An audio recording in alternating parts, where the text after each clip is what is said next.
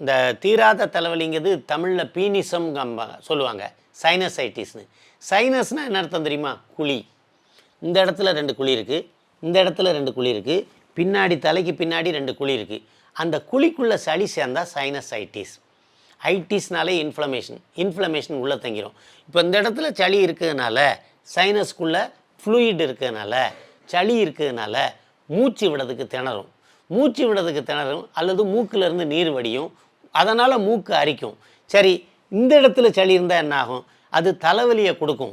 தலைவலியை கொடுக்கறதோடு இல்லாமல் ஹேர் ஃபாலிங்கும் வரும். இதெல்லாம் வர்றதுக்கு காரணம் அந்த ஹீட்டு, அங்கே இருக்கிற சளியினால் ஹீட் இருக்கும். ரொம்ப பேர் பண்ணுற தவறு என்னென்னு கேட்டிங்கன்னா, சளி இருந்தால் உடம்பு சூடாக இருக்கும். சூடாக இருக்க உடம்புன்னு சொல்லி கோல்டாக சாப்பிட்ருவாங்க. அதுதான் கொண்டு ஆஸ்மாவில் கொண்டு விட்டுரும். ஆகையினால் நம்ம உடம்பு ஃப்ரிட்ஜ் மாதிரி, உள்ளே கோல்டு இருந்தால் வெளியே ஹீட்டாக இருக்கும். அதை பார்த்து கோல்டாக சாப்பிட்றக்கூடாது. தயவுசெய்து கோல்டை தணிக்கக்கூடிய உணவுகளை நல்ல டாக்டரை பார்த்து மருந்து சாப்பிட்டுக்கலாம்.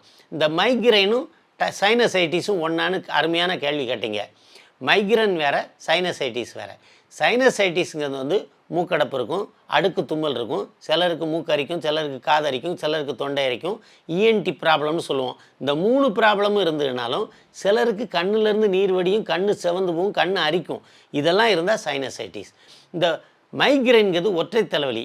அதாவது சரியாக தூங்காதனாலேயோ, கான்ஸ்டிபேஷனாலேயோ, ஓவராக கோல்டு சாப்பிட்டதுனாலேயோ, ஸ்ட்ரெஸ்னாலேயோ, டென்ஷன்னாலேயோ, ஓவர் திங்கிங்னாலேயோ இந்த மைக்ரைன் வரும். ஆனால் இந்த மைக்ரைனுக்கும் சித்த மருத்துவத்தில் மருந்து இருக்குது. அதுக்கு உள்ளே சளி தீரக்கூடிய மருந்துகளையும் தலைவலியை போக்கக்கூடிய மருந்துகளையும் சேர்த்து சாப்பிட்டா அது குணமாயிரும்.